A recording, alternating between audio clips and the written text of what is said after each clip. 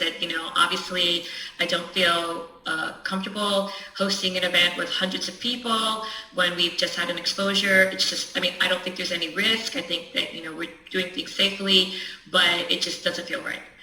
So a couple people were disappointed, but obviously they understood. But this year, the parents can come into the school, they can drop their children off at the door, etc. We started doing that a few weeks ago, we started doing that in July.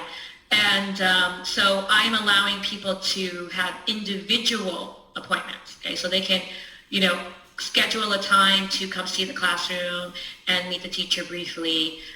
So that's kind of how I'm meeting things in the middle. Some of you might think that's a little bit risky behavior, but honestly, I just feel like the things that are protecting us are vaccinations, mask wearing, and washing hands, etc. Little things like, someone coming into the school and talking with the teacher briefly, as long as we're all respectful, we're adults, we can manage ourselves. I don't really think that is a huge risk factor. 400 parents at the same time, that's a risk factor. All right, so let me just edit my information so when I type to you, you know it's me.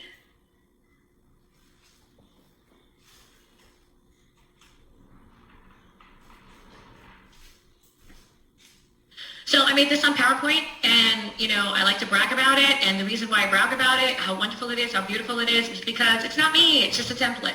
Okay, so use a PowerPoint template. There's tons of them. If you use Google Slides, they have templates as well. My son used Google Slides for school, and then I'm sure every other thing out there, if you use Canva or whatever, they have lots of templates. This is the color scheme for my school. So we are ocean themed, okay, because our initials are SEA, like ocean, okay? We're called Scripps Exploring Academy because we're in the community of Scripps Ranch. But a lot of times people confuse that they think we're affiliated with Scripps Hospitals or Scripps Aquarium. Just down here in San Diego, the Scripps name is just really famous. Good morning. So legitimately, this is our color scheme. The office walls are painted this darker teal color on the bottom, and the classroom walls are painted the lighter aqua color you see on the top. Okay, in 2013, we had a remodel, and one of our moms was a interior designer, and she helped us with that remodel. And she said, you got to think outside the box. Like, it doesn't have to be the white walls, it doesn't have to be so stark. And we just gave it a very beautiful, very natural feel. When you come into our reception area where our office manager has her desk, she's playing, soft music, like kind of a spa type music. Okay, this is my mission statement, or our mission statement. I did write this mission statement several years back. Here at Scripps Exploring Academy, we strive to develop the whole child and help guide their social, emotional, physical, and intellectual development. Our safe and nurturing environment offers opportunities for exploration and discovery. We aim to develop curiosity, imagination, self-esteem, empathy, and the ability to play both cooperatively and independently. Okay, so you can make a note of this, take a picture of this or whatever. If for some reason your school doesn't have a mission statement, which a lot of smaller schools might not, you can use mine. Or you can simply look for one on the internet. Okay, so remember, your assignment is to create your own personal mission statement in regards to teaching, and then compare it to a school's to see if you're a good fit, and how can you work around it if you're not a good fit, and why making it being a good fit would help you be a better director. Okay, so this is our reception area. Remember, I have been running the school for 16 years, baby steps, okay? I think actually I need to redo this slides because we're redoing our classrooms right now for this school year, and we've made so much more improvements even from this. And so remember baby steps. If you look at, I found some photos of my school 12 years ago or whatever, actually longer than that. My son was in them, and he's 18, so 15 years ago, yeah? And it's just completely different. It was just trashy, right? I had a lot to overcome when I first took over. A lot of hand-me-down stuff, etc. But remember, baby steps. So for example, we did the flooring here. We did that more modern kind of wood laminate flooring. It looks very nice. It's very easy to clean. We got a professional on the bottom right-hand corner there. That is a reception desk, okay? We actually spent money on that. What was happening is, the office manager would sit in the reception area. She just had a hand-me-down desk, and everything that was on her desk was clearly visible. So she had checks or sensitive information, that was not appropriate. And so we got her the receptionist desk. So whatever she's sitting down, under that thing. And so whatever she's working on, nobody can see, yet somebody can walk up to her little counter and she can help them. Yes, you're right, Vicki. You'll see my baby steps. That curved area, that's my office. Taylor and I share an office. When we were doing the office recently, Teresa, the office manager, was like, oh, Taylor should have her own office. Taylor should have her own office. And Taylor and I decided, no, we work pretty collaboratively, and we like sharing an office. We have this beautiful double desk, which I have half the desk and she has half the desk, and we have our own, drawers and things like that, and the phone's in the middle, and it just works very well for us. I still think it's very professional. She has alone time in the office in the morning before I get there. I have alone time in the office in the evening after she leaves, okay? This board here, we're actually setting up a new one for this new school year. Those little cards there, it just has all of my classrooms. It has their information, who their teachers are, what their learning objectives, age groups, etc. Okay, look at those ugly brown chairs. Okay, those are hand-me-down chairs. Okay, we had those chairs for years. Now look at my family lounge. Look at those pretty chairs. My family lounge had a hand-me-down couch for many years. And then finally, the office manager is the one that does all this beautification. That's kind of her thing. So she bought these nice chairs. And then now we have these nice chairs in this reception area too, okay? So again, we couldn't buy these nice chairs all four at once, okay? We bought one or two at a time until we had what we wanted. And don't worry, all of this office stuff was gotten after we revamped our classrooms, okay? We made sure that our classrooms had a nice standard, and then we turned ourselves to the office. It's okay to spend a little bit of money on your office. It does make it look more professional, and again, you have a lot of sensitive information and things like that. What's the family lounge for? Okay, so pre-COVID, families could actually literally go in here and hang out. I would find that a lot of our families would hang out in the parking lot, which I didn't like. They would just be talking and the kids would be running wild in the parking lot. And remember, as the director, it's up to you to talk to them about that. You can't be like, oh, that sucks. You have to go out there and go, hey, guys, maybe you guys can move it along to a park or something. It's really not safe for the kids to be in the parking lot like that. It's making me worried a little bit. Okay, so don't shame them or anything, but just kind of bring it up. Well, we actually have extra space, so we created a family lounge. The other half of the lounge, which you don't see, has a bookshelf with kids' books. It has another shelf with toys, and it has their own bathroom, okay? This is also an area where I'll bring tours. So when I'm touring new customers to the school, we'll come in here and chat. This is also an area which will have sensitive family meetings, okay? Sometimes you want to have a family meeting in a lounge, right, where they're sitting in chairs, and then we put out other chairs, we kind of sit in a circle, and it's a softer thing. If you're trying to bring up something a little bit rough, like maybe their child has autism, or maybe their child needs therapy. We recently had a meeting in here with a mother and father who were recently divorced, and we had to bring up the idea that their daughter needed some therapy. Okay, so we could sit in this lounge, okay? Sometimes you want to have a meeting at your desk, okay? You want to sit at your desk. It's a position of power.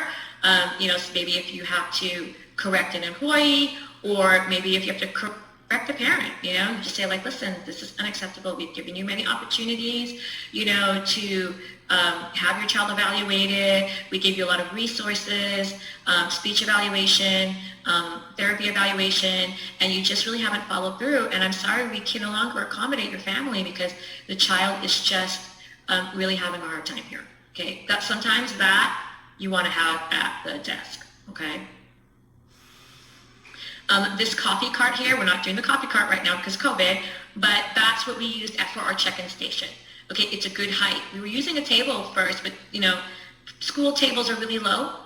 So, we'd have to bend down. So the coffee cart was amazing. It had a lot of drawers where we could put extra masks and our thermometers, etc. Okay?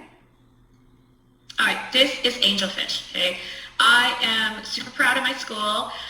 One of the things that I am the most proud of is we separate out our ages very specifically, okay? So I have 3 infant classes. So 0 to 18 months, I have 3 classes. I have a newborn class for non-mobile infants. I have a crawling class for crawling infants, and I have a walking class for walking infants. Okay, so you can see this is the angelfish class. It's set up for them. When the babies are there, you'll see, blankets and little baby gyms and stuff like that on the floor. You can see my crib room, which is separated out. Remember, we don't have to sit in the crib room anymore. Okay, we never actually had to, although some analysts were enforcing that. They never pulled the trigger on that. We don't have to sit in there. Okay, we do have to check on the sleeping babies every 15 minutes and document that we checked on them. Okay, the babies also have to have a sleeping plan. The other thing with the sleeping plan is we can document if they can roll over, which is kind of a game changer. Okay, because yes, back to sleep is more safe, but once a child hits 9, 10, 11, 12 months, they can roll over. And so as long as you document that they can roll over, or the parent documents that they can roll over, if the licensing comes and sees a child on their tummy, then as long as that documentation is there, you will not get a citation. Okay? Because remember, even when they're sleeping on their tummy, you're checking on them every 15 minutes. So I'm happy that they kind of met us in the middle with that. So that's my angelfish classroom. We also do, you can't really see in this picture, it's honestly just the angle, but we have fluorescent light covers, and I'm going to show you those.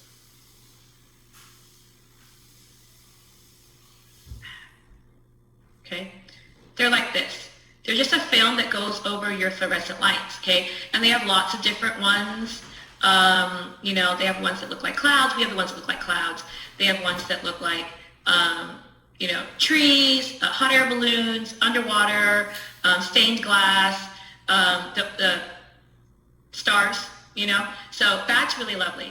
We did the program for infant toddler care, and they're like $30 on Amazon, you guys. So, but we did the program for infant toddler care. You can look it up, PITC. It's a sponsored workshops and trainings for infant and toddler teachers. When we did it, again, 12 years ago, it was sponsored by UC Berkeley. They would come to your school. Literally, it was like college coming to your school. We did it Tuesday and Thursday night from 6:30 to 9:30. I fed everybody. We did it for a semester. At the end of the semester, we either got a $500 stipend or a college credit. And so the very first night, because we did it in the infant center, our professor said, lie on the floor. Okay, look at the ceiling. That's what your babies see all day. Okay, you need to make it a little bit better. You don't want those harsh lights shining in their face. You want to give them some interesting things to look at. That's why we have the kites. Okay, now I know California is really big on fire safety. My understanding of the fire code is less than 15% of your ceiling can be something flammable or dangerous. And I believe a couple of kites it meets that requirement. Okay. All right, now we have sea turtles. Okay, so you guys are teachers. Most of you are teachers, right? And so you're probably saying, wow, this chapter is going to be boring or easy because we already know how to set up classrooms. I get that. Okay. What's different about being the director or administrator? What's different for us is we need to ensure a flow. Okay. So, if you go in and one classroom's Reggio and one classroom's Montessori and one classroom's high scope and one classroom's primary colors and one classroom, it's going to be very disjointed, which is, the customers aren't going to like that. The staff and the kids are going to be very confused. You need to make sure that there is a flow. That everything in the younger age groups feeds into the older age groups. Every classroom should look like it's the same school, but it shouldn't be some soulless corporate cookie cutter, right? And I've seen schools like that too. So when you see all my classrooms, keep an eye on that, okay? Also, you'll see that even though the classrooms have all the same basics, the teachers can add their individual flair. Especially with the older students, you're going to see the teachers have, their individual little kind of themes, decoration themes that they have. The palm tree is awesome, right? So you got to think outside the box. That's a load-bearing pole that's in the classroom that we can't get rid of. Okay, and it used to just be covered in carpet. It was just this ugly eyesore. So the teachers turned it into a palm tree. Also, in the crib room, they had that big blank wall. And so they used bulletin board paper to make mountains. And they put a quote, kid, you'll move mountains. Okay, so, but you can see we built workstations for everybody. In other pictures, you are going to see those a little bit better. But this is for crawling infants. They're mobile. Okay, they can crawl around. There's stuff for them to pull up on. They can explore. You're not constantly saying, don't touch her, be careful. They can touch everything in this classroom. The newborns are somewhere separate. Okay. My angelfish class, the maximum is 10 because it's a smaller classroom. So that's 3 teachers with 10 babies. So the ratio is a little bit less than the 1-to-4, which is very nice. Sea turtles is a bigger classroom now. It's 12 with 3 teachers. Okay. Sea turtles and angelfish, they are on their own schedules, eat whenever they want, sleep whenever they want. Okay. You can see the door in the back of that picture there. To the right of the door is a whiteboard, and I call it our cheat sheet. And on the whiteboard, it has everybody's names written in a card, and under their name, we write in whiteboard marker their usual feeding times. Like they usually have a bottle 2 to 3 hours. They usually have food, every 4 hours, whatever. And then on the right, it'll say diaper, bottle, food, nap, and then we'll make predictions. So like if a child has a bottle every 2 to 3 hours and we give them a bottle at 10, we'll erase 10 and then we'll put 1 o'clock. Okay, so that we know, around noon or 1 o'clock that we need to get their second bottle ready.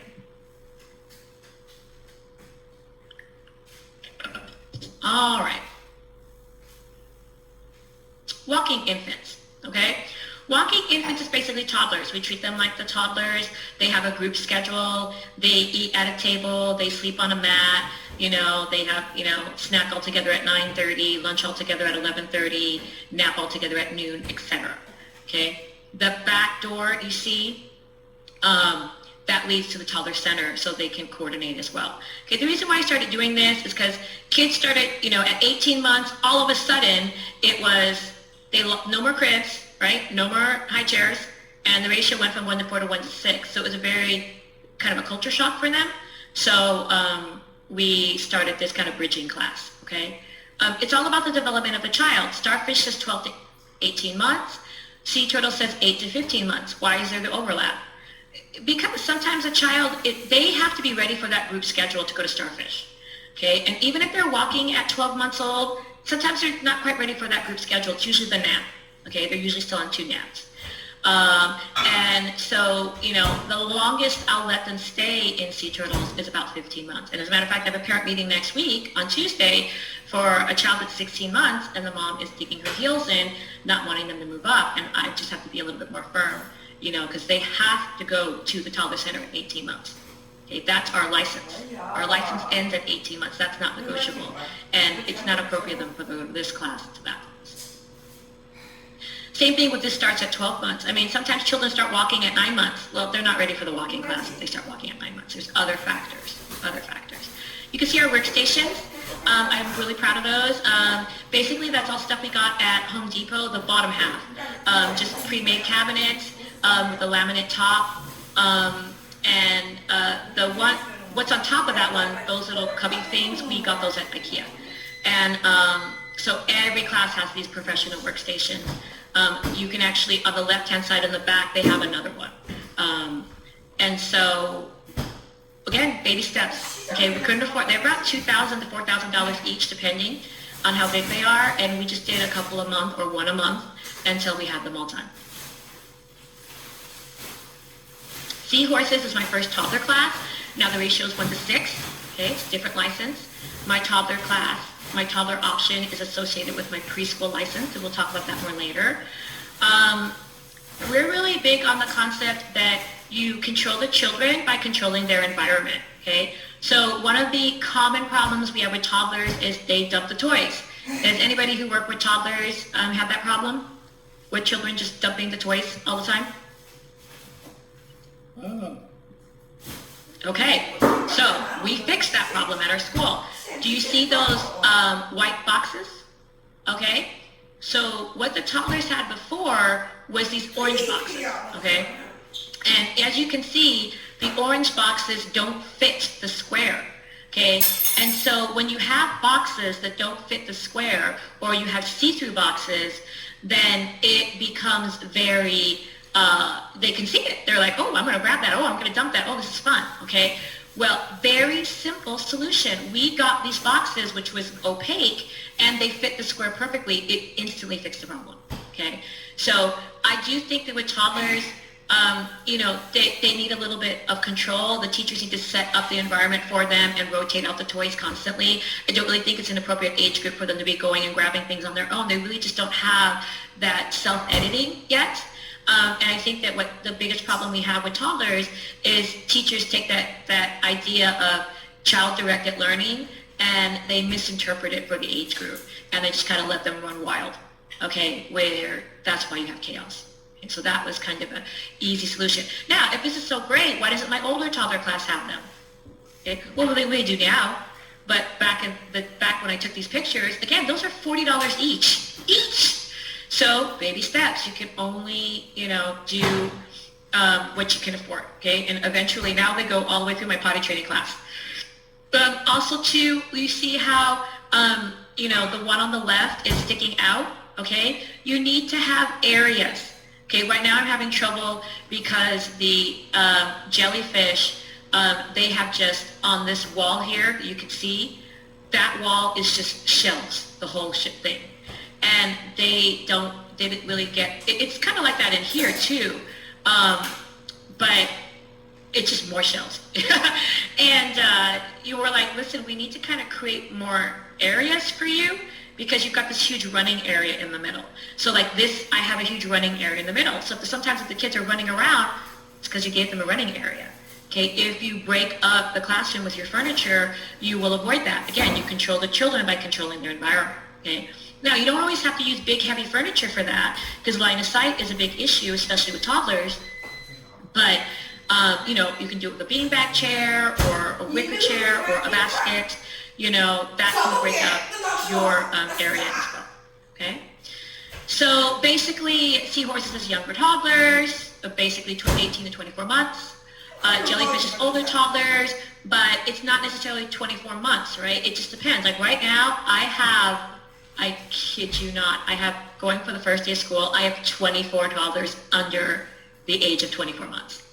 So every single toddler I have, both classrooms with the toddlers, they're all under 24 months. I have such a huge glut with that age group. And it was because, again, with COVID, that was the age group that people could not handle at home. And so those were the kids that were coming back in droves.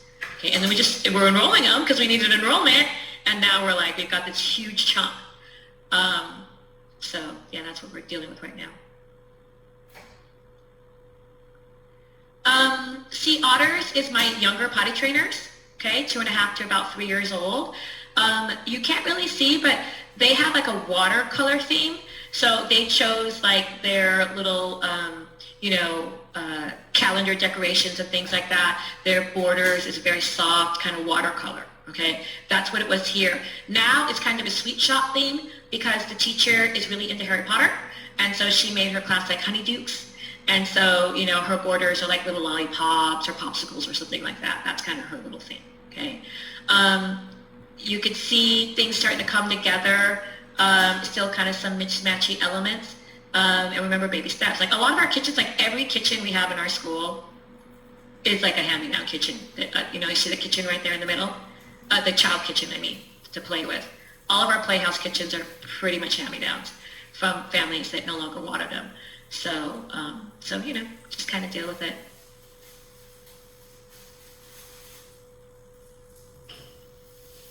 Oh yeah, you got a lot of 4-year-olds at your school. Yeah, there's always that age group that people can't deal with.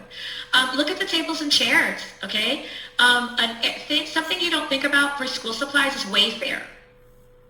Wayfair is like a big online store, and they really promote a lot of home goods, kind of like really fancy, nice, kind of cool things like that. But they actually have a lot of preschool stuff. And so the thing with Wayfair, too, is you'll get a Wayfair representative. If you call and say that you're preschool, you'll get a rep, and that's like your go-to person. And they will find you deals and discounts and stuff like that. So like if you go online and you look at the prices, you call your representative, they will generally find you a discount. These tables and chairs, 1 table and 6 chairs, $189 for the set. It was amazing. We outfitted several classrooms, okay? And the reason why they can get away with that is because that's a promotional thing. Now that same table and chair set is $450, okay?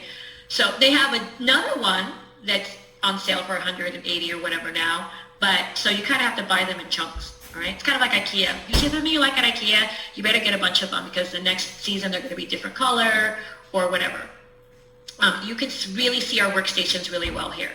Okay, so we got just pre-made cabinets from Home Depot, pre-made laminate countertop, and then we just had our handyman come and put them together. He just made a space for that's a refrigerator, okay?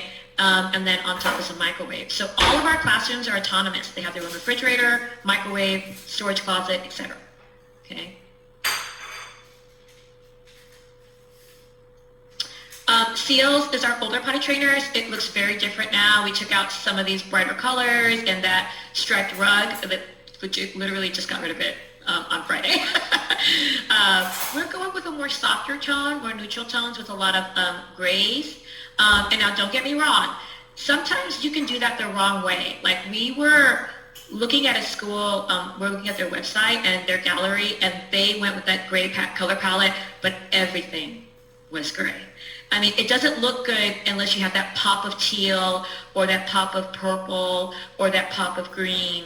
You know what I'm saying? You've got to have those complementary colors. It can't just be all gray, okay? But I'm really big on color theory. If you're having some really kind of wild classrooms, look at the classroom in regards to color theory. Color theory states that soft colors or cool colors such as blues and greens soothe people, okay? Blues and greens and maybe like a soft purple, they soothe people. Okay, look at these colors. They're very soothing, okay? Reds and oranges and yellows excite people, okay? These are exciting colors. And you see this in advertising. This is why a lot of fast food restaurants, McDonald's, Burger King, etc., have these colors. They're supposed to make you hungry. They're supposed to make you excited. Okay? I'm not saying you can't have these colors. I'm just saying your classroom shouldn't be all these colors. Like, before we had this, the table was red. The chairs were red. Okay, and that's very old school. You know, back in the 90s, you saw a lot of primary colors with classrooms. And now with a just more modern view, color theory really works. Okay, it really does. Okay, you want to soften up your areas. Okay. Why do we have 2 potty training classes? We don't always have 2 potty training classes. It's just the population we have right now. One of the biggest barriers to potty training are babies at home, right? And so, 10, 12 years ago, a lot of my students were the younger sibling, right? Their older sibling had already moved on away from us. And so they potty trained really well. Well, right now I'm having a baby boom. A lot of my students are the older sibling and they've got that baby at home. So, they would you had to be potty trained to go to this class. And so they would turn 3, 3 1/4, 3 1/2, 3 3/4, approaching 4, and they still weren't potty trained and they were stuck with those 2-year-olds. And there's always regression because they're with a bunch of little baby 2-year-olds. So they start acting like little baby 2-year-olds. So now we've created this older classroom for them, For some reason they haven't hit that milestone by age 3, then they can do their finishing touches and kind of come over here, okay? If you're potty trained in either class, you go right to pufferfish. Okay, so not everybody goes to seals. If you potty train in sea otters, you go right to pufferfish. I really hate these circle time runs. We've gotten rid of all of them. They're just too busy. Okay, remember, you want to calm the children down. You don't want them to be so busy. Okay, clownfish. Okay, you're starting to see some personality, right? My solid 3 to 4-year-old class. This is, they have a nautical theme, right? So they have, sailboats and lighthouses, and the new teacher, Miss Julie. I lost both my clownfish teachers during COVID. One is staying home with her 4th grader at the time. He was doing online learning, and she was the mom, so guess what? She couldn't work. And the other one had a medical condition, so she was high risk. So I'm telling you, COVID has really impacted us. And so Miss Julie very graciously took over the class, and she's really run with this theme. Like, her desk says captain's quarters, her circle time area says captain's walk, she has portholes around her classroom, so she's really run with the nautical theme. Okay. This is my favorite class, Manta Race. They have a tropical theme, right? So again, it sucks that you can't have color, the pops of color. And so they have, it's tropical, so they have like lime, like they have lime green, purple, pink, tiny bit of orange, okay? Mostly they've used the purples and the hot pinks. Is the kind of their pops of color in this class. Okay, they've got the jungle leaves on their wall. They've got a rug that looks like grass. They've got jungle leaves for their curtains. They've got palm trees and flamingos all around. They have a really cool poster that says, "Be like a pineapple, stand tall, be sweet, and wear a crown." And I'm like, oh, that's so sweet. So they have that, manta rays. And now my older classes, you know, because they're my more curriculum heavy classes, clownfish, manta rays, dolphins, and shark, they all have that same circle time rug, okay? Because this is my TK, pre-K, and kindergarten prep. Dolphins is pre-K. So why do I have dolphins and sharks, right? It's just population, right?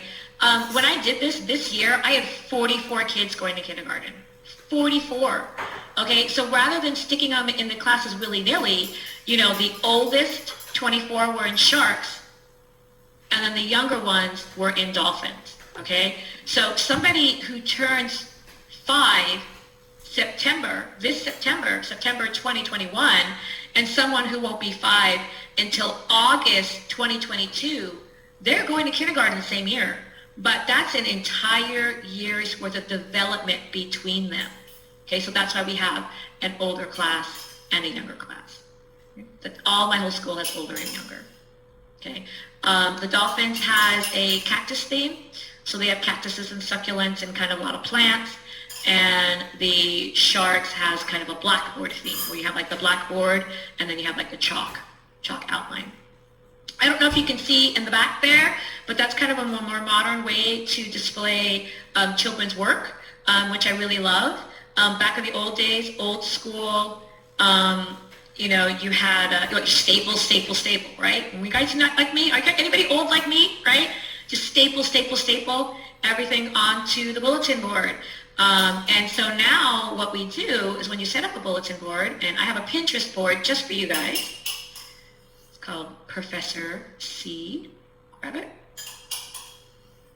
If you guys don't know about Pinterest, it's an amazing teacher resource. Here it is. It's like this, okay? So what you do is you staple the paper to the board, and that paper never goes away. And then you put a pretty clothespin, okay? Easy peasy, lemon squeezy. You just clip the child's art. You want to change it, take it down, put a new one up. You want to put a worksheet up, take it down, put a worksheet up. So nice. I actually have one of these behind Taylor and I's desk. Okay, in the middle, we made a bulletin board, and it's pretty. It's got like the paper looks like wood, and we have an ocean border, and it has a mermaid on it. And then it has 4 pretty clipboards. And then on each pretty clipboard is like, one is our phone list, one is our price list, etc. And so that's a really, really easy way to set up bulletin boards these days. Okay, you got to work smarter, not harder. Okay. So, this is another one where they put labels, fancy labels on it. Okay, you can also do it with clipboards, but you know, it's easy. All right, so that's my school. The final thing is my management team. This is my pre-COVID management team. It's a little bit different now, but you can see Miss Priscilla was my infant lead. She had 3 classes responsible. Miss Lacey was toddler lead, Mr. Nick was preschool lead, and Miss Christie was pre-K lead. Okay, there's a lot of overlap, right? Like Miss Lacey has sea otters on here, the younger potty training class, because it fits on the chart, but you know, they liaison with the preschool a lot more. Mr. Nick did not return after COVID. He decided to homeschool his son. And so we have Miss Yahira is now in charge of our potty training preschool cohort. Miss Christie is still the pre-K. Miss Lacey decided to, you know, take a break. She decided, like, most of the people that I've had that quit did not go to another job. Did any of you have that kind of a experience with a lot of the staff you were losing? I would say 75% of the staff that I lost during COVID did not go to another job. They just they're home. They're home with their kid, they're home because they're sick, or they're home because they decided to go back to school, because Lacey lives with her mom and dad, so might as well, right? Take advantage while you can. So it's just dog eat dog. My daughter is a highly trained college unit infant toddler teacher. She worked for me for 4 years. She worked in Missouri for 2 years. She worked here in Vista for a year. So she's got 7 years experience teaching in her full units, all of that. She quit. She's a nanny. She's like, Mom, it's so much easier being a nanny, especially right now. Instead of having 12 kids, I have 1 kid. I have a pool. I have a jacuzzi. I have a gourmet kitchen. I have flexible hours. Like, it's a no-brainer. And so that's kind of why we're struggling right now. All right, there's that. So I know that took a little bit of time, but honestly, a lot of the things that we're going to talk about in this chapter were explained in the pictures. Okay, it's just a picture, what says 1,000 words. So now we're going to get into the chapter. So remember, the essence of this chapter is, as the administrator, your job is to set the stage for learning and make sure there's a flow. Okay, so you can see all of my class. Even though they started having a lot of their individual teacher personality shine through, you could tell they were all from the same class, okay?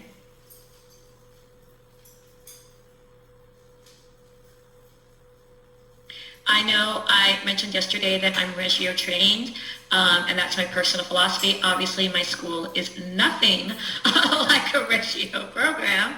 And that's okay. I was able to balance my personal teaching mission with the school that I landed at. It's fine.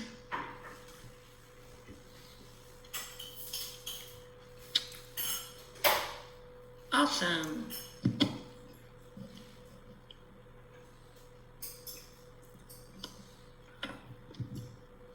All right, so chapter 6 is creating quality learning environments. We're going to speed through this pretty quick because we already did the slideshow and talked about a lot of things already. After studying this chapter, you will be able to develop a plan for building a new facility or renovating an existing structure. You're going to describe characteristics of inviting entrances and classroom that meet the needs of children, families, and caregivers. You're going to list features you're likely to find in a quality outdoor learning environment, and you're going to identify characteristics that make classroom books and other instructional materials free from bias. Okay. Planning a new or renovated facility. You need to determine how much area you need to accommodate the building, the playground, parking lot, and landscaping. Okay, so we're just going to buzz through this starting a new center because it's a very specific kind of thing. And if you're going to start your own center, you need a lot more information than I can give you. Also, before I had said that I don't think you need to memorize a lot of stuff. I think that's an unrealistic expectation for any administrator. You need to have the critical thinking skills to be able to look up the information that you need efficiently, okay? But there are some basics that directors know, right? So this is one of the things that, I find that most directors kind of memorize this formula. You need to have 35 square feet indoors per child and 75 square feet outdoors. Moving things around for the new school year, and you want to determine how many students you can fit into a classroom. That's your model right there, okay? 35 square feet indoors per child, okay? Now, 75, both of them, it's at one time, okay? So, you don't have to have, if you have 100 students, okay, your playground doesn't have to be 7,500 square feet, okay? It just means that you couldn't have all 100 students there at the same time. For example, I have about 150 preschool age students. And my preschool playground is big enough for 83. Okay, licensing will actually come and measure it and give you a specific number, 83. So that's what it says on my license. I'm not allowed to have more than 83. So I just have to have a rotation. So I have to say, like, sharks are coming out from, 9:30 to 10:15. Dolphins come out from 10:15 to 11 o'clock, etc. Okay, etc. You also need to be familiar with zoning laws. So sometimes you'll get excited, you want to move your school, you want to start a new school, and you find this beautiful, perfect, wonderful place, and it's not zoned for a school. Okay, so you have to, follow all those rules. You can rezone someplace, but it takes couple of years sometimes, and it's about $2,000. So you got to plan ahead. All right. You want to decide your capacity, the age of children you'll serve, and your expected group sizes. You want to explore energy-saving features. This is important. Okay, even if your landlord says your utilities are included, they're very rarely 100% included. What the landlord, because we don't own our building, we pay rent. We have a building, somebody owns the building we're in. And so all the tenants, their utilities are included in their rent, but at the end of the year, they do overages, right? And then they split the overages between all the tenants, and then we have to pay. Okay, it's like a phone, right? Like a phone plan that doesn't have a rollover or whatever. So like if you don't have unlimited minutes on your phone, that's what happens. Okay, if you go over, you're going to pay more. And plus it's just, it's good to be green and to save energy where we can. You want to plan spaces for children intentionally, and you want to make reasonable modifications to integrate children and adults with disabilities, okay? Why don't we see a lot of children with physical disabilities at the preschool level, right? And we don't see a lot of adults, working at the preschool with, disabilities, and that's because we only have to make reasonable modifications, okay? Most of us are private businesses, and so, I can't build, $50,000 worth of ramps to accommodate a child. That we have public funding for things like that. Public schools are public. It's paid for by taxpayers' money, so they have to make all those accommodations, but private businesses do not, okay? Now, where you're going to see this is with children with learning difficulties or behavior difficulties, okay? So I have a question for you guys. A child is on the autism spectrum, okay, and they have an IEP, an individual education plan. And in their IEP, it says they need one-on-one care, okay, that's in their IEP. You get a customer that comes in and she's like, well, my child has autism and they need one-on-one care and you need to provide them with one-on-one care. Is that true? Okay, she says, if you don't provide them with one-on-one care, I'm going to sue you. Okay, that's discrimination. Is that true?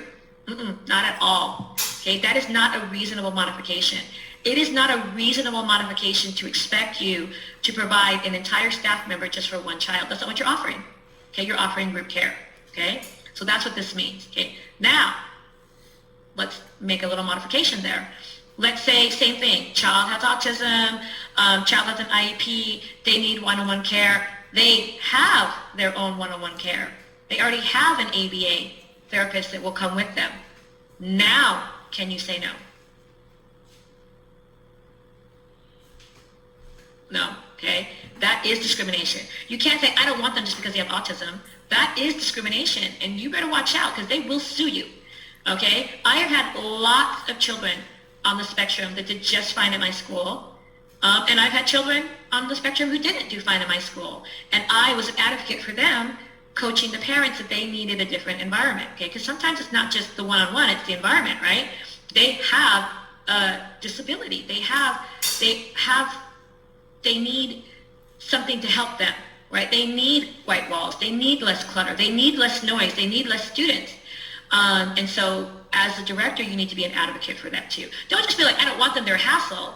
But if you see a child is struggling, then you need to bring that up with the parents. Some of the hardest conversations you have to have, but you need to protect them because sometimes parents are in denial about their child's need, or it's just easier, right? They want their kid to go to a regular preschool. It's just easier, right? But you need to do what's best for the kid. Okay, so just be careful though.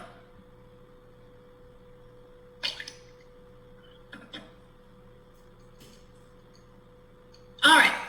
Entry-exit areas should appear comforting and welcoming, should use landscaping, lighting, ramps, and natural materials, and invite children and parents to enter. Windows are very important. It should include displays of children's work, photos of families, children, staff members, and information about upcoming events. Okay? So even when we had our COVID check-in station, and if those of you who still have a COVID check-in station, it should still look nice. Put a little plant there, put a little poster there. Sometimes I would post like little jokes, like funny little jokes, for the families to chuckle at. You want to make your school inviting.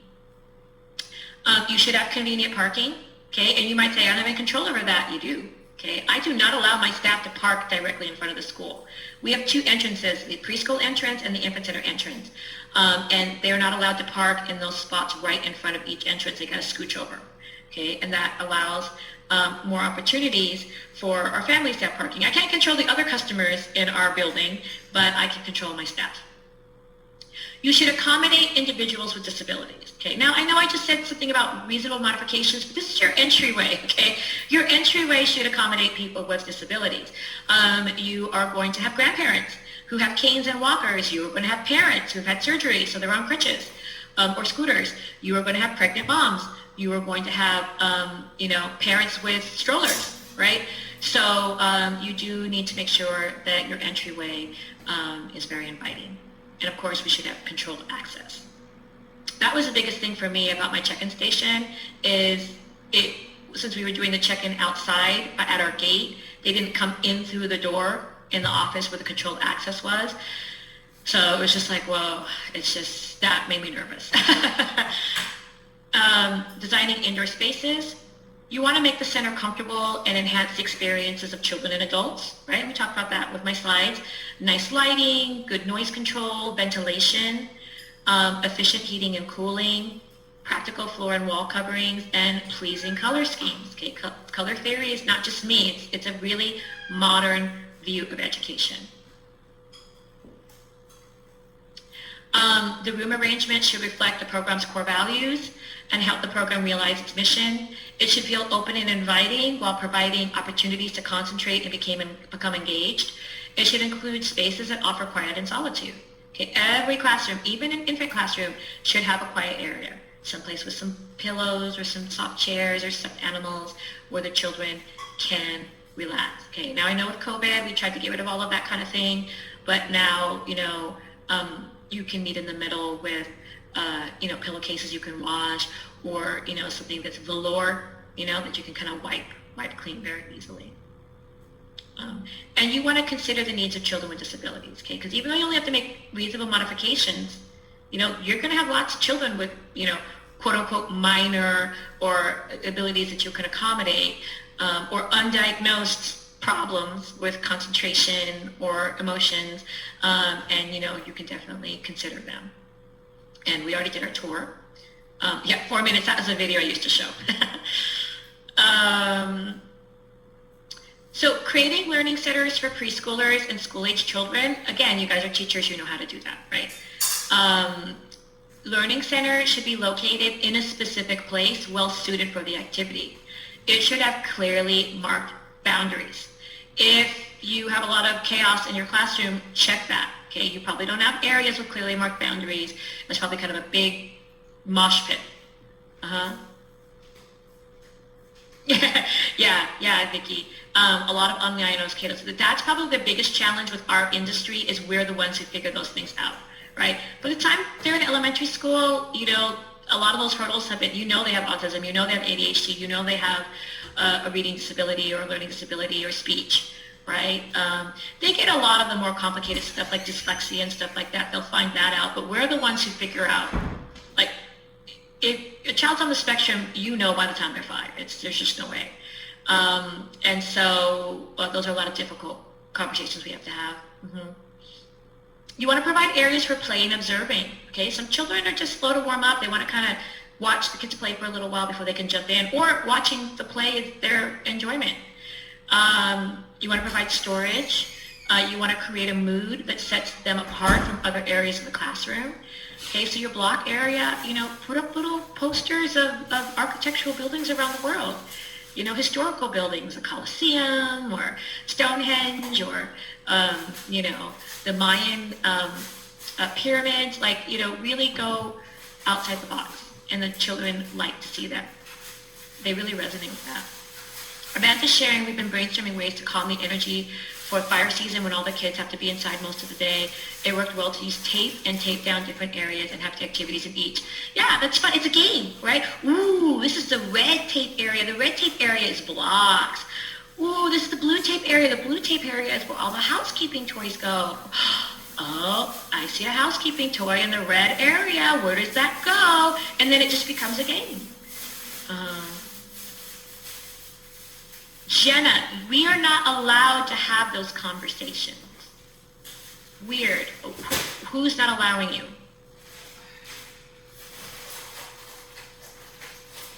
Oh, do you work for Tutor Time? Mary Hill. Corporate or franchise, yeah. It is, yeah, and I get it. I'm not here to bash other people's companies, but that's kind of your job. Okay, now, don't get me wrong. I don't allow my teachers to be like, hey, your child has autism. Like, that's not appropriate. We cannot diagnose students. You're correct. We cannot diagnose students. Okay, but if we see red flags, we bring up those conversations like, hey, oh, thank you so much for meeting with me. Yeah, and remember the sandwich, right? Positive, negative, positive. Like, yeah, oh my gosh, Mia is such a lovely child to have, and she's really very social and having a really fun time. We're so glad. But now that we spent a few months with her, we have noticed a few things that, we just thought we'd bring up, right? So we want to set the stage for learning later on. We noticed that Mia's having difficulty with this certain area, blah, blah, blah, blah, blah. And then you're like, so the resources that we can give you are, you can call the San Diego Unified. They will do evaluations for children over the age of 3. Just to see, maybe it's a little bit of speech she needs, maybe it's something else, maybe it's nothing, or you can go through your pediatrician, or you can go through Small Talk Speech Therapy. They will do a free evaluation, and they're such a great resource for our families. And you just kind of like, boom, but I hear you. You got to do what the company wants. So it's just so sad because early intervention is key. If you find something and pin it down at age 2 or 3, by the time they get to kindergarten, if they've had 2 or 3 years of therapy and help, they'll be fine. But if they have to start that at age 5, then it can be really detrimental. It's kind of one of those things with, and this is why I do the mission statement assignment for you guys. Listen, everybody's got to pay their bills. Okay, you got to pay your bills, you got to work, you've been at a job for a long time, etc., whatever. I get that. Okay, also, you love your family, so you don't want to leave them. I get that. But for long-term career health, you've got to land at a school that matches your philosophy. You've got to land at a school where you feel that you can do some good. And I know that can be a very hard decision for some people, but that's just what you need to do so that you can feel that you're making the most impact. Yeah. Exactly, Jenna. Exactly. You're smart. You just kind of bring it up in the way you can. Like, oh, you know what? I see she's got a well visit checking up. Yeah, the teacher said that she's, taking Friday off to go to the doctor. You might want to mention this one little thing and see what they think. Yeah, cool. Yeah, just kind of mention it like that. Look at this. Color theory, right? This is from the Lakeshore catalog. 10 years ago, you would have seen a bunch of reds and primary colors everywhere, or baby pink and baby blue, and you're really getting along with this kind of more natural feel. It's kind of bled into overall education from Reggio and Montessori, but it really is very good. This is a very calming classroom. This is a very soothing classroom. I get that not all schools can do what I do with the different ages. So if you have a mixed group of infants, this is a good classroom for them, right? Cribs separate. In California, the cribs have to be separate. You can't have cribs just in your classroom, right?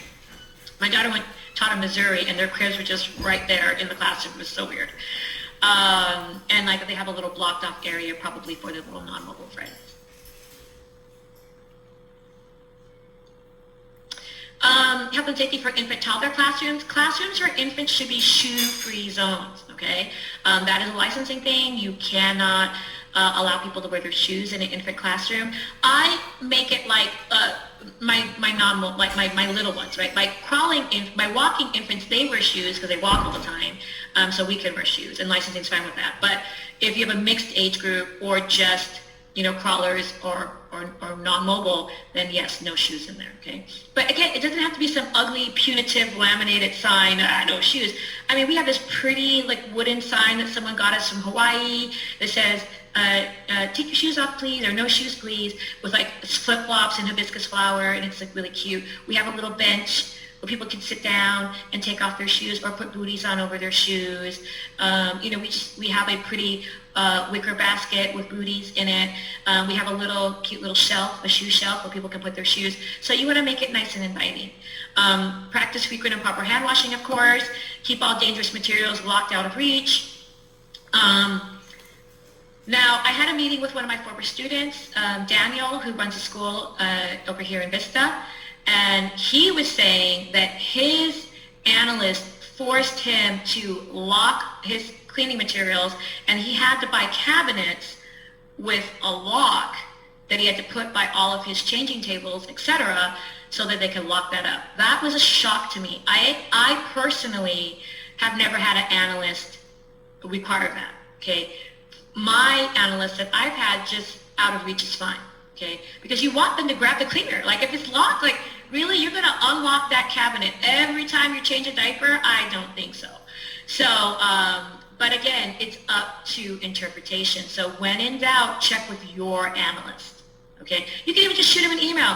Hey, I just took a class. I just wanted a clarification on whether the cleaning materials have to be under lock and key. Now, don't get me wrong. Your jugs of bleach in the kitchen, you know, that you're refilling things from, those are all locked for me. But my day-to-day cleaner, I have cleaner everywhere. You know, I've got cleaner to clean the high chairs. I've got cleaner to clean the diaper changing table. So again, just be careful with that. That was the first time I've ever heard of that. For changing tables. Yeah. Now even though he's in Vista, he's under the Riverside licensing, and they sound super crazy strict. I'm in San Diego. I'm under San Diego North, and my analyst is super awesome. And I don't mean he's awesome just because he's lenient. I mean, he's proactive. Like he helps me. He wants to make things better. He doesn't just like walk around with a clipboard going, ah ha ha, I caught you. Ah ha ha, I caught you. So, yeah. Yeah, so just again, be careful with that. Regular routines for washing sheets, blankets, all of that. For the infant center, it is every day, and honestly for COVID, it's every day. So you really should be washing everything cloth as often as you can. And regular routines for sanitizing, again, for infants, it's every day, and for COVID, it's every day. So we're all kind of under the COVID rules, so we should be cleaning everything in every age group every day. So I know it can be problematic with preschool age children. What we did is we got laundry bags. Okay, hold on a second. Let me find one.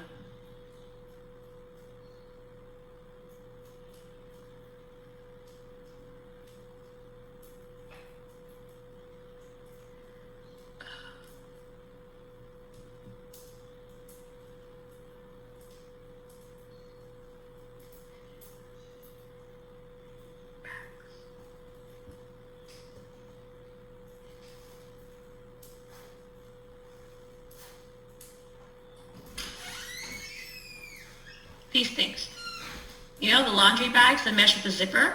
They have all different sizes, and we just got those for all our classes. And so they put their toys in the zipper mesh bag, and at the end of the day, they take them to the kitchen, we just stick them in the dishwasher. So really efficient way for cleaning. So, no, it has to be shoe-free. Has to be. So licensing just visited me 3 weeks ago, and we sat on the bench and put on our booties. So, and not only that, like we reuse our booties. I know it sounds gross, but it's not gross. Like you wear them for like 5 minutes, and then you take them off and you put them there. She was mad. She's like, because we had our analyst, and then we had like a manager analyst. And she was like, oh, no, you have to throw these booties away after each use. So, but yeah, you have to take your shoes off. So I tell my infant staff, like, oh, buy cute socks. So they usually run around in cute socks. Or sometimes they have house slippers they'll keep in their classroom. All right, so aesthetically pleasing, beautiful colors, sounds, and textures. Important not to bombard them with constant music or other sounds. Things should be baby scale and adult scale. This is a test question. It's actually 2 test questions deal with this issue. So please, please, please, I cannot stress this enough, okay? Remember, one of our pitfalls and traps is that we put our blinders on, and it's licensing, you know? And we just get so child-focused that we forget that we are employers, and we have to protect our employees too, okay? So if you don't provide furniture for your staff, They are going to have back problems. They are going to have carpal tunnel. They are, and that's just a workers' comp claim waiting to happen, okay? They deserve a chair to sit in. You know, sometimes schools feel like it looks lazy. It doesn't. Like, I don't like it when they're standing up feeding the children at the high chairs. I think that looks awful. You know, there's no camaraderie. There's no emotional give and take. It's just shoving the food in their face. So we have the little poops, like the little cubes. These are like the best thing for the infant center.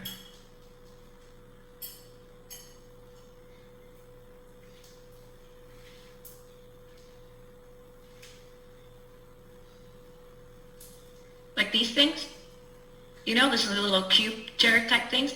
They're perfect. They're perfect for crawlers to pull up on and kind of scooch around. They're perfect for the adult to sit on and feed them. And so we got a bunch of those. Okay, so remember, you got to take care of your staff too. Oh,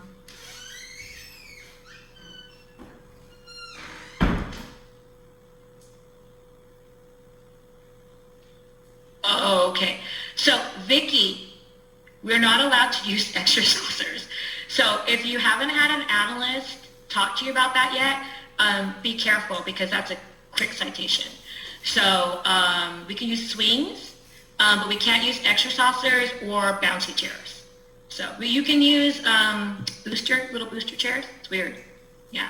But no, that's a good idea to put them kind of somewhere else and then clean it. We bought the expensive changing tables with the stairs, right? And our office manager was like, this is ridiculous. They're not going to use the stairs. These are $2,000. This is ridiculous.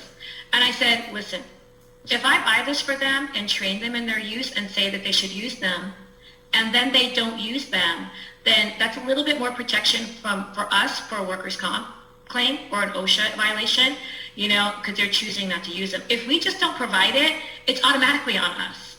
And so you really have to take a look at that. That's a very common injury for infant and toddler teachers, is carpal tunnel and back problems. All right. So, yeah, no judgment. I'm just warning you. It's like, oh my God. Oh, analysts like to cite us for everything. All right, so activity centers should have simple toys. Don't overwhelm them with too many things. You kind of get that. We'll talk more about this with curriculum. Curriculum is chapter 9. It's more important to have duplicates of the same toy than a wide variety of choices. We rotate out our toys often. Okay, they get bored of things just like everyone else. They need protected spaces where they can be alone but supervised. They love laundry baskets. You know, kid will crawl on the laundry basket. They think they're hiding, and it's like, yeah, go hard, buddy. Yeah, you're hiding. But you can see them. And small activity centers for 1 or 2 children. Again, those little leather poof things that I showed you, those little stools, that's perfect. You know, you put a toy on there, the kids can stand on there, you know, and then when you need a chair, you sit down on it. And add novelty while maintaining familiarity. It's also more steady than a chair. I would not put chairs in an infant center because the kids will pull on the back of the chair and it'll flip over. Okay, so you need something solid like that stool I showed you. Even rocking chairs, you need to make sure you get an appropriate glider, which has a heavy base, which the kids can't flip over. Just a good old-fashioned rocking chair like Grandma had, those probably wouldn't be appropriate. They're going to pinch their feet on the bottom of it, or their hands, or they're going to flip it over.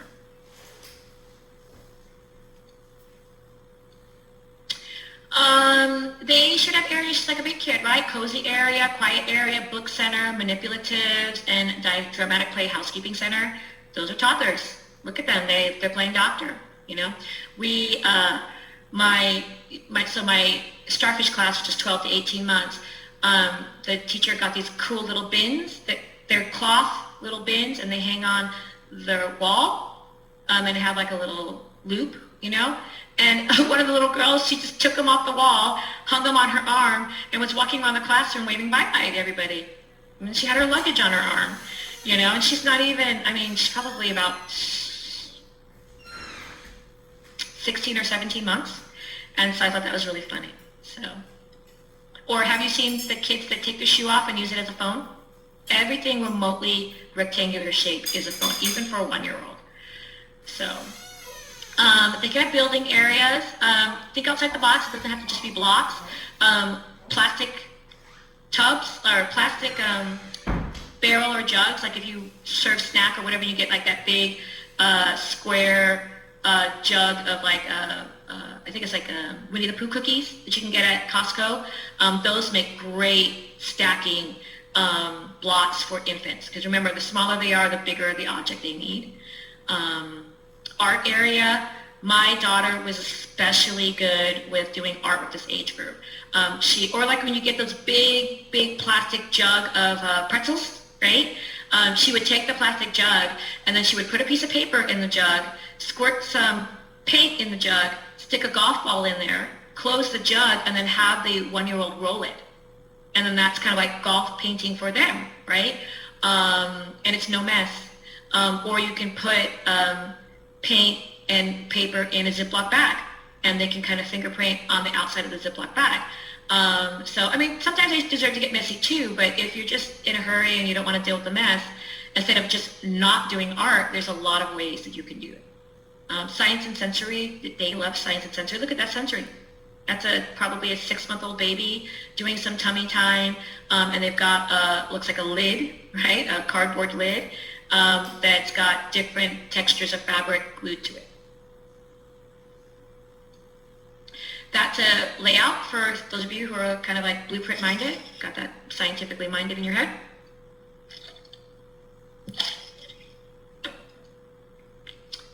Learning activity centers for preschoolers. Again, we're going to go through this fast. You guys understand this? Same thing, but just older kids, right? Blocks, dramatic play, art, music, water and sand. You can still do water and sand, okay? You can still do sensory with COVID, all right? So the only thing different is everybody gets their own, right? Especially now, it's back to school. Go to Walmart, or the dollar store and get those cheap plastic pencil cases, right? And everybody gets one. That's their sensory box.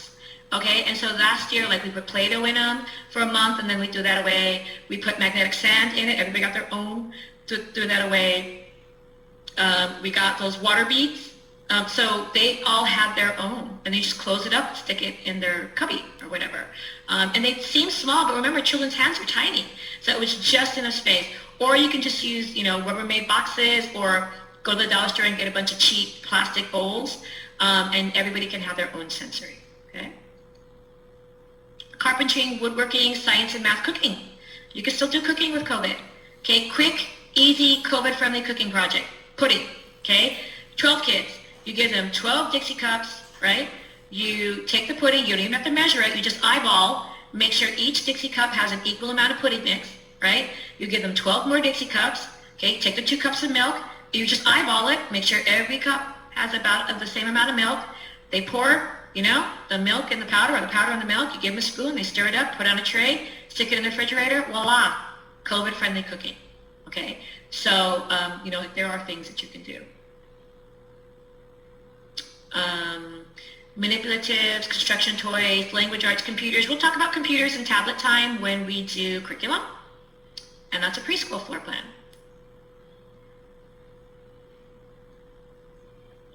Additional areas in the classroom, so cubbies, infant diapering and toileting areas, food prep, feeding, dining areas, napping areas, areas for adults, right? So family reception area, lounge, restrooms, staff workrooms, professional libraries, your office, and isolation area for ill or injured children.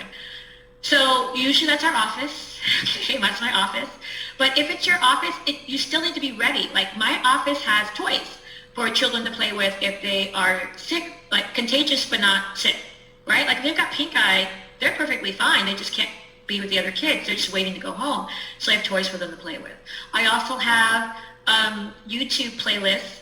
If somebody is sick and they want to like lay in my lap and yesterday I had a kid with a fever. Friday I had a kid with a fever, and he was cuddling with me, and we were watching Too Cute on YouTube, and it's just like a video of like puppies. There's puppies, and it just was very soothing. Or children's music, or people reading books.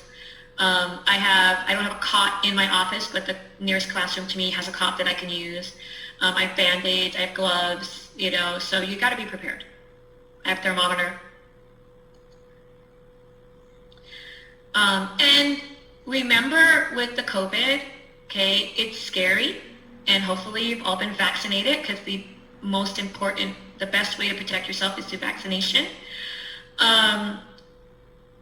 You're signing up for this, okay? So remember, you're the one that's going to be at risk, okay? You're the director. You're the one holding that crying child with the fever, okay? You're the one that's going to get snot and vomit on you. You're the one. And so, of course, we're doing everything we can with gloves and washing hands and things like that, but, you know, you need to be prepared for that, okay? I would hate for someone to be like, I don't want them. I'm scared. You know, don't bring that kid to me. That would be horrifying. And I don't think any director does that, but you just need to be aware. You know, you just need to be aware that, you know, you're the one that's going to be at the most risk. No problem.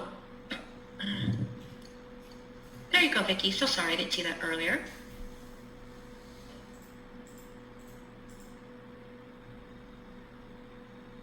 This is a really good floor plan. I mean, look at how they made the areas with their furniture. Okay.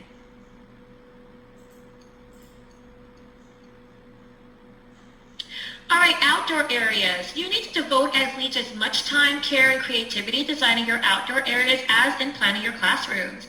An engaging outdoor play environment is an essential part of a quality program. And you want to begin by deciding what you want children to be able to do.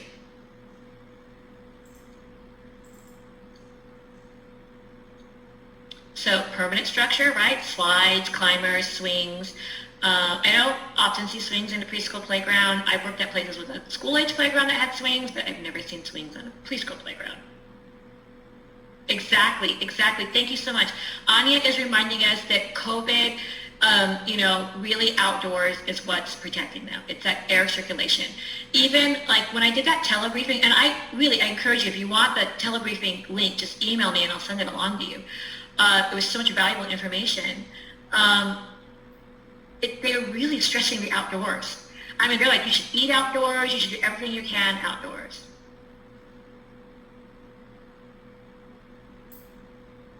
And the ventilation thing, it's like, people misinterpret that. They're like, they just stick a bunch of fans in your classroom. They're like, you need to blow the bad air out, okay? So if you can't open your doors and windows, then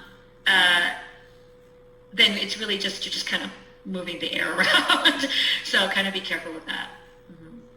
But yeah, outdoors. And I know, unfortunately, those of you in Northern California can't go outdoors because of the fires and the smoke. So you just kind of have to do the best you can. Mm-hmm. Yeah. And what we did is we try to keep our, like, honestly, what's protecting, like, I'm trying not to do the pens anymore. Okay, because before, like in July, before July, we were walking the kids back and forth. So I had all sorts of extra staff just to help me do that. I had a nurse that took temperatures, and we had clean pens and dirty pens.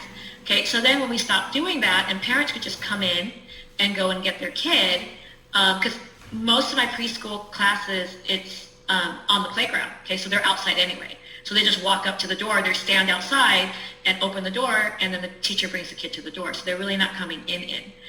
I stopped cleaning the pens. And I even told the parents, like, listen, we're not cleaning the pens anymore. You know, pens is not how you get COVID.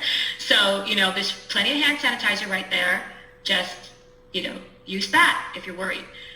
No, I don't know if they just like are used to it or if they really are mad about that, but they just leave the pens on the counter. And then when they run out of clean pens, they just stand there. They don't know what to do. And they come and find me and they go, there's no more clean pens. So I don't know. That wasn't very successful.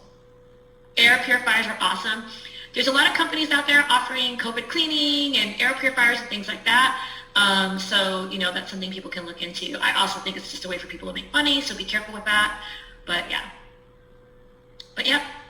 Open spaces, natural elements, pass-for-wheel toys, playhouses, sand and water play. Oh, that's what I was going to say. What's keeping kids safe is cohorts and stable groupings, okay? You shouldn't have your whole school mixed together, not anymore, okay? So we have 12 classrooms, okay? So for me, that's my infant cohort is 3 classrooms, my toddler cohort is 2 classrooms, then I have potty training and youngest potty trained, that's 3 classrooms.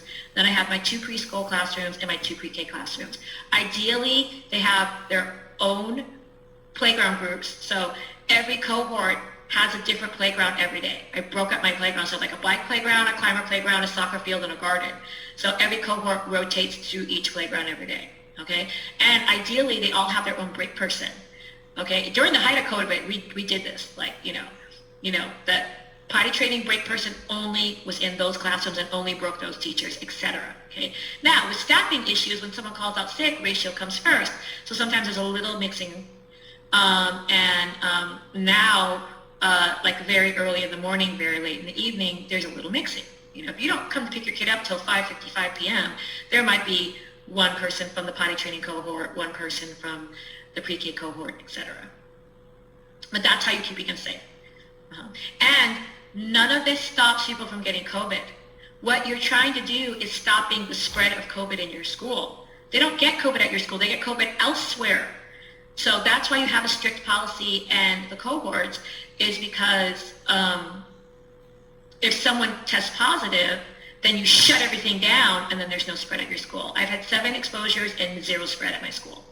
So, and for those of you who are having staffing issues and you can't do the cohorts, the thing with the cohort is you only have to close the cohort, right? Like for instance, if that break person gets COVID, then every classroom she was in has to close. So she was only in 2 classrooms, you only have to close 2 classrooms. But she was in 10 classrooms, guess what?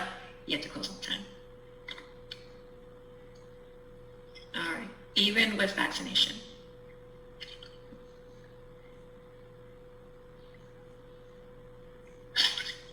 Actually, you guys, if you're vaccinated and you're exposed, you can still come to work, okay? But you guys still got to check with your contact tracer, your COVID investigator will tell you. But what they told me, this last one, is that my vaccinated staff could come back to work as long as they didn't have symptoms. All right, gardens to grow vegetables and flowers. Gardens are really awesome. We have a lot of urban kids, so it's really great to bring that for them. Hills for rolling and running down, shade and shelter. Okay, that's us. We're California. Doesn't matter where you're in California, you need some shade. Convenient, organized storage, places for children and adults to sit together, and decorations. Outdoor areas for infants and toddlers, basically the same thing, but it must be scaled down and comfortable, accessible for them and their caregivers. It should invite sensory motor exploration, and they do need some loose materials to play. Spaces for mobile infants and toddlers offer opportunities to move around, right? Stimulate their senses, provide novelty, variety, and challenges, provide equipment that supports multiple domains for development. We have that same kind of learning vignette in my crawling infant class, that mirror with the ballerina bar. You get it from Lakeshore. It's awesome. They'll pull up on it and look at themselves in the mirror. That little thing there is a crawl up bookshelf. So cute. And then, of course, a play mat. And again, make the area safe and comfortable for children and their caregivers. Outdoor areas for older children, such as school-age children, again, the same, right? And preschoolers, you should build upon and extend upon the experiences they had when they were younger. They need structures, sensory, exploration, action-oriented, and it needs to be more complex. And then our last slide is bias-free. Okay, so we will do more with bias-free when we do curriculum, which is chapter 9, and I do believe that'll be after lunch today. Bias-free books and classroom materials. You want to avoid stereotypes based on gender, ethnicity, ability, or disability, family structure, occupation, or any other basis. You want to show girls and boys, men and women doing interesting things, and you want to depict diverse cultures and settings accurately and respectfully. All right. So that is the end of chapter 6. Don't worry that it took so long. Chapter 6 and chapter 9 are our longest chapters. The other chapters will be much more manageable. We're going to do the test questions, and you guys want a 5-minute break, or do you want to just go ahead and do chapter 11? Let me know.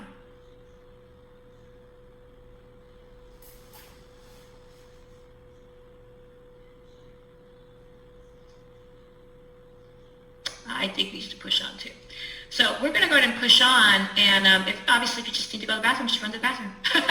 Just run to the bathroom, grab a water, right? Okay, so we will have a break after this chapter, so don't worry. This next chapter, chapter 11. All right, so number 11, I don't believe there is a slide for this, but just kind of think of your common sense. What are we talking about? What have we been talking about this whole time? Intentionally designed learning environment. So what's a learning environment do? Okay.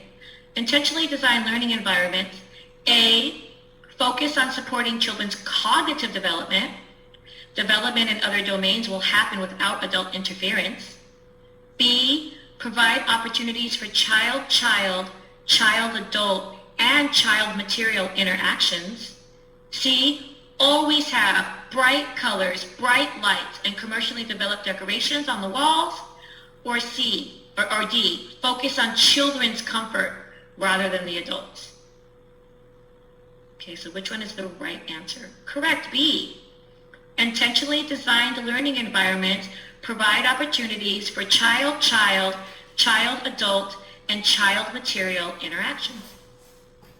All right, number 12. All the following are characteristics for appropriate infant and toddler environments except. The following are all characteristics of appropriate infant and toddler environments except. A, all furniture is scaled down to infant and toddler sized.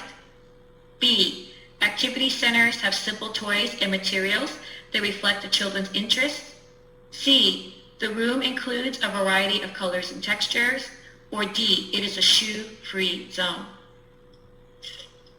A, okay, remember I told you 2 test questions for that, okay? All furniture is scaled down to infant and toddler size. That is not true. Adults need appropriate furniture, okay? So the following are all characteristics of appropriate infant and toddler environments except all furniture is scaled down to infant and toddler sized. Good job, guys.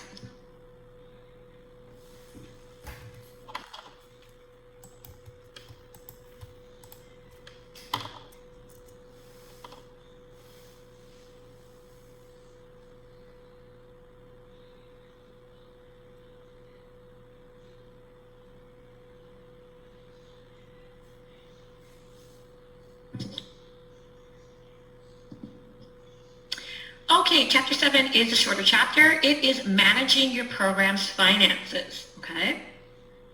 Now, remember, don't be afraid to delegate. Okay, I have a pretty big school, right? 200 students. And I do not do the finances. The office manager does that. She does all the tuition and pays all the bills. Okay, I do the payroll. Okay, so the payroll is my purview, but she does the other. And we split it a long time ago because you know, I am the emotional heart of the school, and I handle a lot of parent problems, and she's the financial heart of the school. And so what tends to happen with customers is when they owe you money, they want to bring up problems, right? They want to deflect. And so that's separate. Okay, so if something she says like, oh, well, you know, I see you haven't paid your tuition, it's 2 weeks late. Well, I'm mad because, you know, my child got bit. Okay, well, you need to talk to Christine about that. You know, please schedule a time with Miss Christine. She would totally handle that for you. But I am handling the billing. So let's put a payment plan for your tuition. You know, it's just separate. Okay, and that kind of works really well.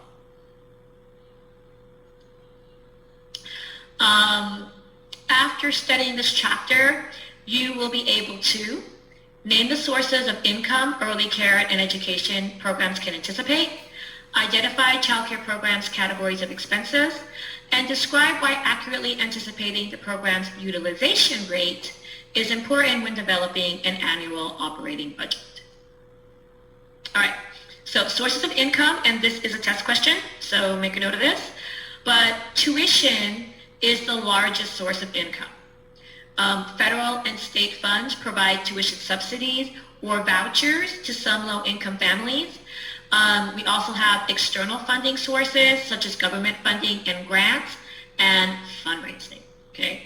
Pre-COVID, I mean, if you're a for-profit school, you never saw any government funding or grants, but right now there is a lot of that. There's a lot of COVID relief money, CARES money, so make sure that, you know, you keep your eyes open for that. It's a great way to help your school.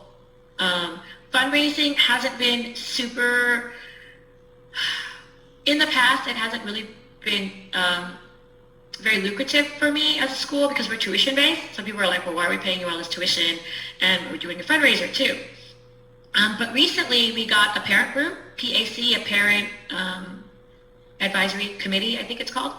And in March, I had a parent that approached me and said that, the parents feel very disconnected from the school because of COVID and there's not as much communication. They don't get to come into the school and they're very, very disconnected from each other, right? And so they started a parent group. And don't get me wrong, man. My office manager, the assistant director, and I were like, oh no, we don't just get together and gripe, right? But they actually were very respectful about it, and we were very clear. I just said, listen, I don't want this to be a gripe fest, okay? There's issues with the school, please bring it to me. And they've actually been amazing. And so they set up some committees. We have a fundraising committee. We have a diversity committee. We have a parent workshop committee, a communication committee. I think those are the main ones we have right now. And so it's nice. They just want to feel involved. And so the fundraising committee has done several very successful fundraisers for us just since April. May was the first one, Teacher Appreciation. They did Teacher Appreciation grams, just like a gram in high school. You pay $2, you write a note, and they deliver it with candy. They raised almost $1,000 with that. It was crazy for Teacher Appreciation.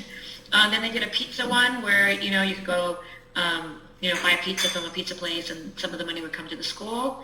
And right now they're doing a t-shirt fundraiser. So what was hard for me is how to spend that fundraising money because I do feel the school is responsible, right, for paying for things, So I would be irritated as a parent to buy playground equipment or something when I have to pay all this tuition. So we tried to find things that were kind of above and beyond. And the first thing they bought for us was a Cricut machine. Right, do you guys know what that is? Cricut machine. It's awesome. It cuts you can cut all these shapes and do bulletin boards.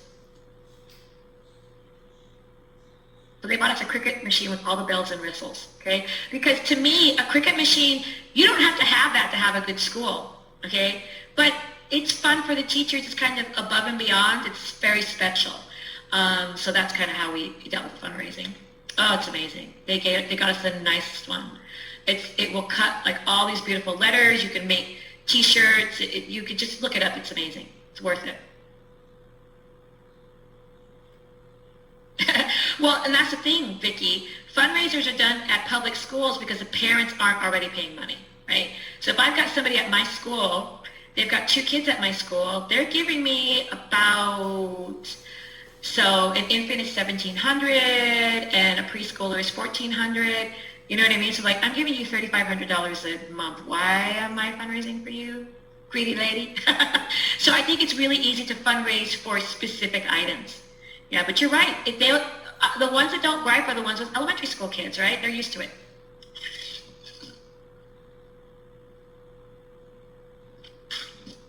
It's really easy. It's like, oh, don't participate then, right? Funny.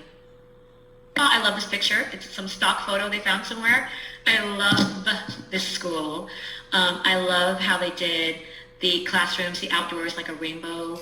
I love the flowers and the plants and the deck and the shade. So beautiful. All right. So we are going to do a little bit of math, okay? So these are the categories of expenses, all right? Salaries, facility, insurance, instructional materials and supplies. Oh, yeah. No, you're right, Vicki, because that's kind of what we're trying to do. There's a very, very famous high-class private school in La Jolla called the Children's School. And those parents pay a ton of tuition. And they do fundraisers and they donate stuff too. Yeah, so we're trying to maybe cage it more like that, But it's the mid-level people that have a hard time, right? Us middle-class people. One of our moms worked there, and we've toured them a couple of times. They're absolutely lovely, and their preschool is Reggio, which I love. All right, salaries. That is your biggest expense. Facility, right? That's your second biggest expense, unless you own your building outright, which is very rare. Even if you bought your building, you have a mortgage. Insurance, instructional materials and supplies, food service, professional development, transportation, and administrative costs. Ooh, I'm going to write that down. Fund and need. What I really want is a smart board. Okay, and when we do curriculum, you'll see what one of those is. All right, so one of your test questions has to do with fixed versus variable costs.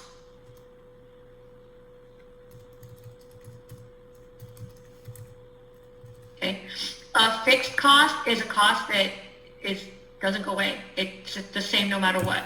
And this is the problem with the COVID, okay? With COVID, when we had the closures at the beginning of COVID, right, most schools closed. I know some schools didn't, but most schools did close because we were trying to figure out what was going on.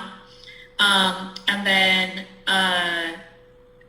even with reopening, we had less students. And even now, sometimes we'll close our classrooms. And when we close our classrooms, we refund the tuition. Okay, because that is less griping with that, and the owner is just like, I just don't feel like, I'm not giving them anything, so I don't feel like I should take their tuition. So, she tries to get that money back from other things like the government, money. So things that are fixed costs are costs that don't change. So like when we were closed, we still had to pay our tuition, our rent. We still had to pay our rent, okay, which was ridiculous. We still had to pay our medical insurance, or we didn't have medical insurance. We didn't pay the salaries, right? So they weren't working, so we didn't pay them. So salaries is a variable cost. And tuition, of course, is income, right?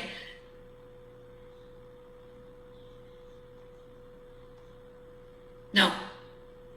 No, as far as I know, no, it's not required. I don't require them to have health insurance. And then the licensing forms don't require that either. No. Fortunately, health insurance is not a guarantee in our society.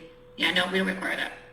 But as a business, you have to have liability insurance, okay? So if a child gets injured at your school and they don't have health insurance, then the liability insurance should cover that. I, knock on wood, I don't want to jinx myself, I've never had a customer make a liability insurance claim on me, but, it can happen.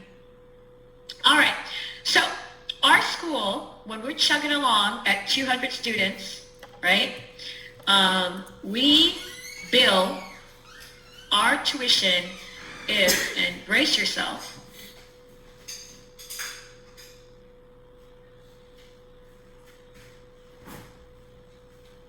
okay, that's how much we bill a month.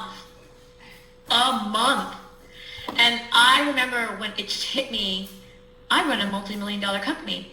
This is crazy. Like when I took over 16 years ago, we made about $59,000 a month and we were in the red. So I was like, wow, that's success, right? So, but now let's start subtracting stuff, right? So $250,000, okay, a month. Our rent, no, salaries is the most expensive, okay? So my payroll is up to, it's really hard right now.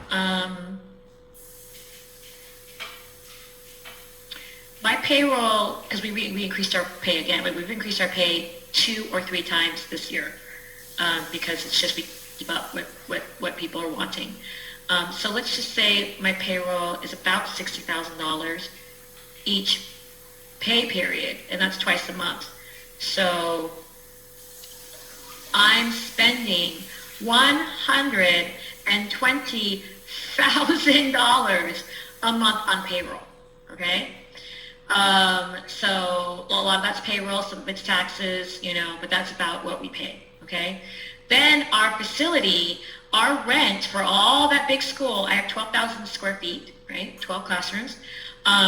We are paying $35,000 a month for our rent, okay? I can buy a nice car every month for what we pay in rent.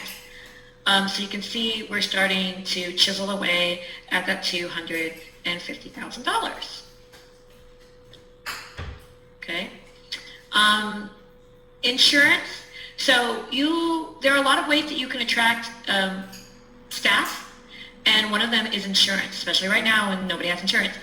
So our owner pays 75% of our insurance rather than 100%, rather than 50%, which most people do, if they even offer insurance. And when we were closed for COVID, she paid not only 100% of our medical insurance, but she paid the medical insurance for our spouses and children, which she was not responsible for, through July 31st. Okay, and that's one of the ways that, she just kept ours and was loyal. She's like, I'm not going to have your medical insurance lapse during a pandemic. So that's another way that you can attract, employees, is by giving them good benefits. Okay. Instructional materials and supplies, this is where it gets kind of fuzzy for me because, again, I don't handle the rest of the money. Taylor handles the curriculum supplies.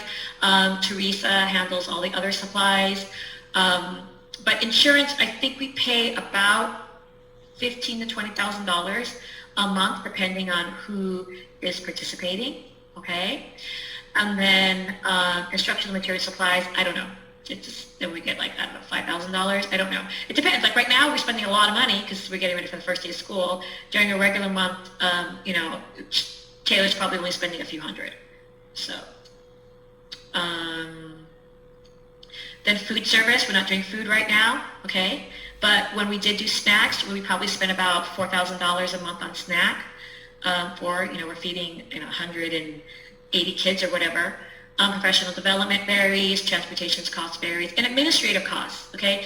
This is something you don't think about. It's like your phones, that costs money, your internet costs money, your copy machine costs money, your fire alarm costs money, all that stuff costs money, and so all of that kind of nickels and dimes. Okay, so we're still making money, don't get me wrong, but it's not like, oh, we're just putting it all in our pocket. We're not. And we're not making $25,000, right, $250,000 right now, okay? We're not full. So, yeah. Okay, so we're going to do a class activity at lunch. We probably will not do this one because I like the other one a lot better. So we'll do this one right now. And you don't have to answer all of these questions, okay? I'm going to ask you a bonus question, and I want you to answer that, okay? So Christy was a new volunteer at the Jack and Jill Preschool Center. She observed the class for a few days and then was asked to help in the art and cooking centers. Seemingly all was going well, and the director was pleased with Christy's rapport with the children. As a result, she hired her when a teacher in the 3-year-old room resigned. After about a month, so the bonus question is, what's the red flag? Okay, there's one thing that Christy did that is just, boom, huge red flag, okay? About a month after Christy was hired, several experienced teachers complained to the director that Christy was constantly criticizing them with comments such as, the paint should be thicker, or children should never be allowed to. Although the director spoke to Christy about the situation, it did not improve. Within a few weeks, 2 teachers threatened to resign because Christy had told several parents that she did a better job than some of the other teachers. At this point, the director knew she would need to take quick action. Okay, so what is the inexcusable, huge red flag thing that Christy did?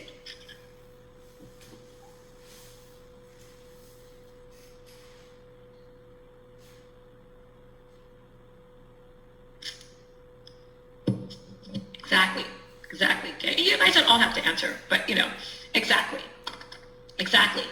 That is a huge red flag. You should never, ever allow your staff to talk trash about your school to the parents. That is the height of unprofessionalism, okay?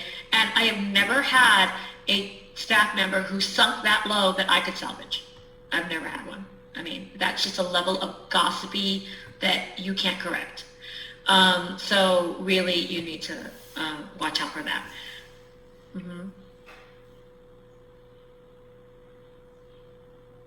Oh, yeah. And so, I mean, don't get me wrong, I allow my families to integrate with my staff. I allow my staff to be friendly. I allow my staff to babysit. I'm not saying that you shouldn't allow them to do that. That's part of the community. It's unprofessional to air the dirty laundry of the school, okay? So really, honestly, there's a lot of stuff going on here, but frankly, this just proves that you need to have some kind of probationary period. Okay, so 90 days, that's mine. 30, 60, 90, whatever. You need to have some probationary period. And California is an at-will state, so you can let somebody go for any reason during their probationary period without any documentation or whatever. You say like they're not a good fit or whatever. So so keep that in mind. Okay. A lot of times volunteers and interns don't make good employees because they have such a small piece, right? And like they're going to only volunteer for a short amount of time in one classroom. Volunteers and interns generally aren't allowed to talk to the parents. They have a very small piece of the school. So sometimes when you hire them on and they have more responsibilities, you need to really carefully make sure they can handle those responsibilities. Okay. All right. So budget. A budget is an itemized summary of forecasted income and expenses for a given period of time. A startup budget projects anticipated expenses involved in the launch of a new program.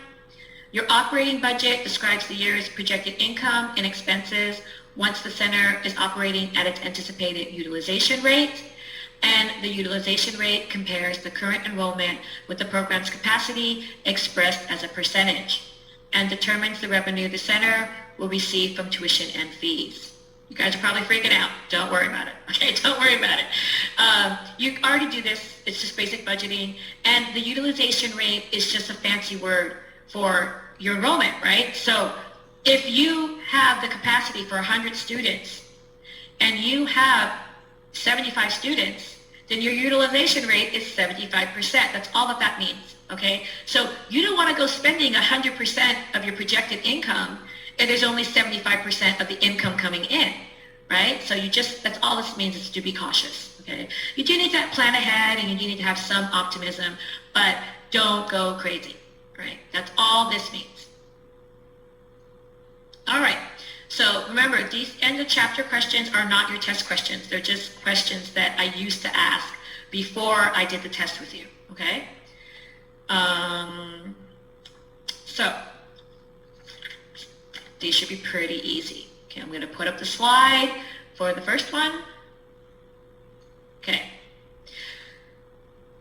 What is an early childhood program's largest source of income? What is an early childhood program's largest source of income? A, fundraisers, B, tuition, C, grants, or D, board member donations. Yes, tuition. It's always tuition, okay? So, number 14, which of the following is an example of a variable cost? Okay, a variable cost is a cost that changes, okay? If you're not doing the service, you don't have the cost, okay? A fixed cost is something you have to pay no matter what. You don't pay, you lose it, okay? So what is an example of a variable cost? A, rent, B, tuition, C, insurance, or D, director's salary?